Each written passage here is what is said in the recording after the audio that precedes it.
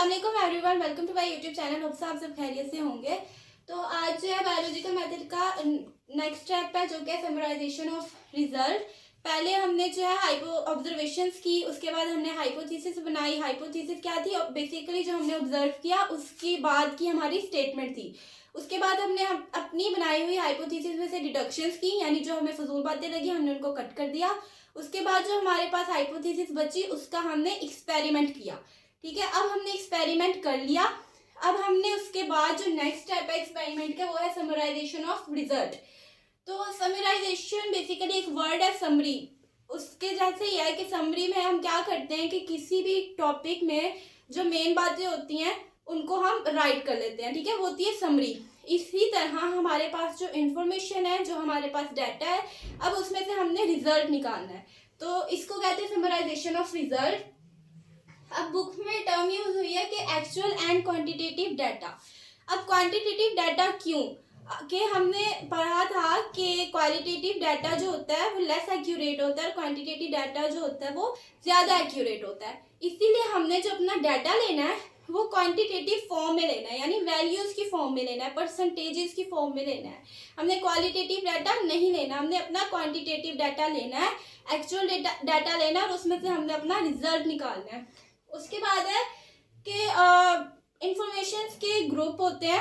ठीक है, उसमें से हमने एवरेज लेनी होती है। ठीक है, मतलब हमने ना एक्सपेरिमेंट ऐसा नहीं होता है कि एक ही बार कर लिया और उसके बाद हमने उसमें से रिजल्ट निकाल लिया। हम डिफरेंट एक्सपेरिमेंट्स करते हैं, तो ऑब्वियसली हम एक्सपेरिमेंट बार बार करेंगे तो हो सकता है कि वैल्यूज भी जो है वो एक बार सेम ना आए, डिफरेंट आ जाए। जैसे कि हम मैथ में कोई भी क्वेश्चन जो है वो सॉल्व करते हैं तो ऐसा होता है कि कई बार हमसे कहीं बीच में मिस्टेक हो जाए तो वैल्यूज जो है वो डिफरेंट आती है। यानी एक बार अगर हम सॉल्व करें तो कोई और वैल्यू आ जाती है, दूसरी बार सॉल्व करें तो कोई और वैल्यू आ जाती है। इसी तरह हमने बार बार एक्सपेरिमेंट्स किए, ठीक है, उसमें से हो सकता है कि डिफरेंट वैल्यूज आ जाए।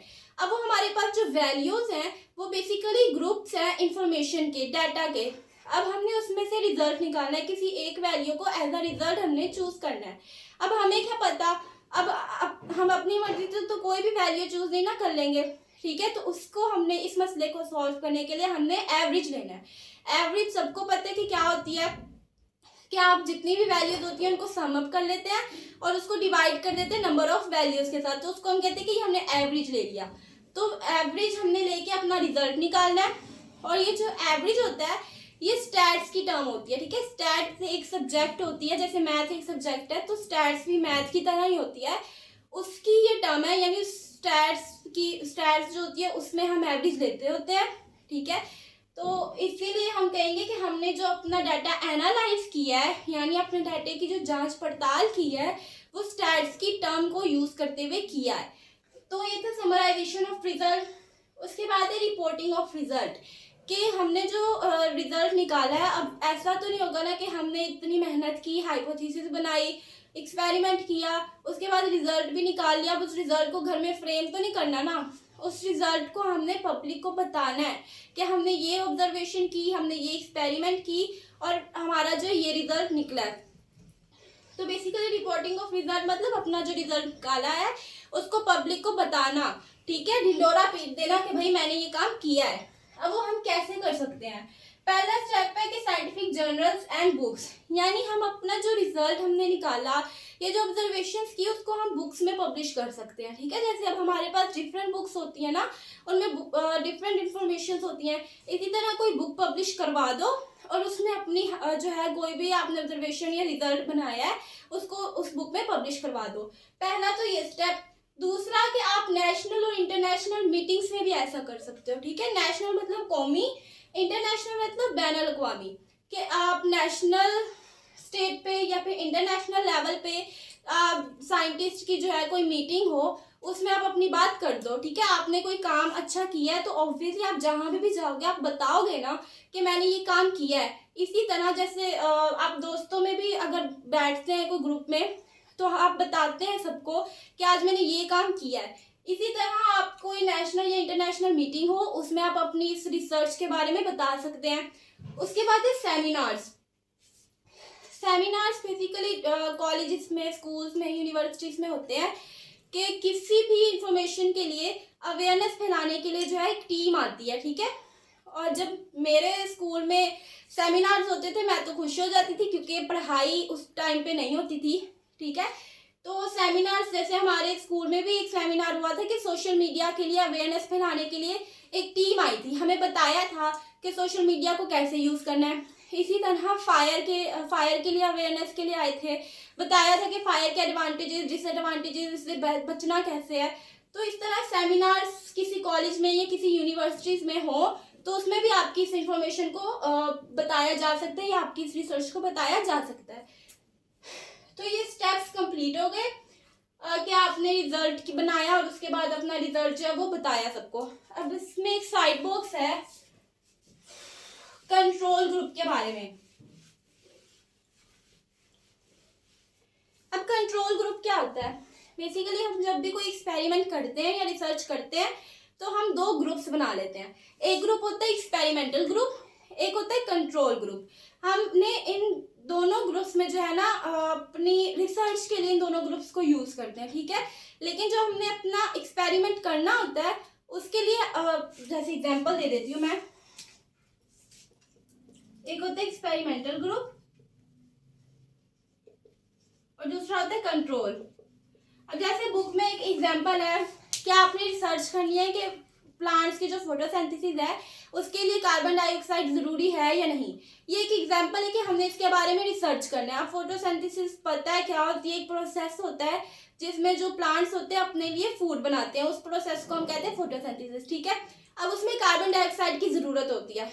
अब हमने रिसर्च करना है कि कार्बन डाइऑक्साइड की जरूरत है कि नहीं है। उसके लिए हमने दो ग्रुप्स बना लिए, ठीक है। एक बना लिया हमने एक्सपेरिमेंटल ग्रुप, दूसरा हमने कह दिया कंट्रोल ग्रुप। अब हमने बेसिकली प्लांट्स पे ही रिसर्च करनी है, ठीक है। इसमें भी हमने एक प्लांट ले लिया इस ग्रुप में और इसमें भी हमने एक प्लांट ले लिया। और यहाँ पे जो हमारा वेरिएबल है वो है कार्बन डाइऑक्साइड। बेसिकली रिसर्च की जुबान में वेरिएबल उस चीज को कहा जाता है जिसको हमने टेस्ट करना होता है। अब यहाँ पे हमने यही टेस्ट करना है ना, यही रिसर्च करनी है कि प्लांट्स की फोटोसिंथेसिस के लिए कार्बन डाइऑक्साइड जरूरी है या नहीं है। तो बेसिकली यहाँ पे जो कार्बन डाइऑक्साइड है इसको हमने टेस्ट करना है, तो इसको हमने क्या नाम दे दिया? वेरिएबल का। तो यहाँ पे जो हमारा वेरिएबल है वो कौन है? Carbon dioxide. अब हमने इन प्लांट्स को लिया, अब हमने इनमें फोटोसिंथेसिस करवानी है, लेकिन हम क्या करेंगे कि जो अपना कंट्रोल ग्रुप है उसको हम कार्बन डाइऑक्साइड प्रोवाइड करेंगे और इस एक्सपेरिमेंटल ग्रुप को कार्बन डाइऑक्साइड प्रोवाइड नहीं करेंगे, ठीक है। इसको हमने CO2 नहीं देनी और इसको हमने कार्बन डाइऑक्साइड प्रोवाइड करनी है कंट्रोल ग्रुप में, ठीक है। उसके बाद अगले दिन आके हमने देखना है कि अगर तो CO2 हमने इसको प्रोवाइड नहीं की, अगर इस प्लांट ने फिर भी फोटोसिंथेसिस कर ली तो हमारा रिजल्ट क्या निकलेगा कि प्लांट्स को फोटोसिंथेसिस के लिए कार्बन डाइऑक्साइड की जरूरत नहीं है। लेकिन अगर इसने फोटोसिंथेसिस ना की हुई फिर क्या रिजल्ट निकलेगा कि प्लांट्स को फोटोसिंथेसिस के लिए कार्बन डाइऑक्साइड की जरूरत है। तो ये होते हैं एक्सपेरिमेंटल ग्रुप और कंट्रोल ग्रुप। और बेसिकली प्लांट्स को जरूरत होती है CO2 की फोटोसिंथेसिस के लिए, बगैर CO2 के फोटोसिंथेसिस नहीं होती। तो और जो हमारा वेरिएबल होता है जिसको हमने टेस्ट करना होता है वो हम कंट्रोल ग्रुप पे अप्लाई करते हैं, एक्सपेरिमेंटल ग्रुप को वेरिएबल नहीं देते। और बाद में जो हमारा रिजल्ट निकलता है फिर वहां से हम पता लगा लेते हैं कि कंट्रोल ग्रुप में ये हुआ या एक्सपेरिमेंटल ग्रुप में ये हुआ, तो इससे हमारा ये रिजल्ट हुआ। तो बेसिकली ये जो स्टेप्स हैं आज कंप्लीट हो गए। हाँ, मैं रीडिंग कर देती हूँ। साइड बॉक्स है control, what is control in experiments. In science when doing the experiment it must be a control experiment, यानी एक कंट्रोल एक्सपेरिमेंट हो। The scientist must contrast an experimental group with a control group, कि experimental group और control group बनाना है और दोनों को कंपेयर करना है। The two groups are treated exactly alike except for the one variable being tested, कि दोनों को जो है ना हमने सेम जो है इनके साथ बिहेव करना है कि यहाँ पे जो प्लांट लिया है ना आपने यहाँ पे भी वही प्लांट लेना है, ठीक है। For example, in an experiment to test the necessity of carbon dioxide for photosynthesis, one can contrast the control group, a plant with freely available carbon dioxide, with an experimental group, a plant with no carbon dioxide available।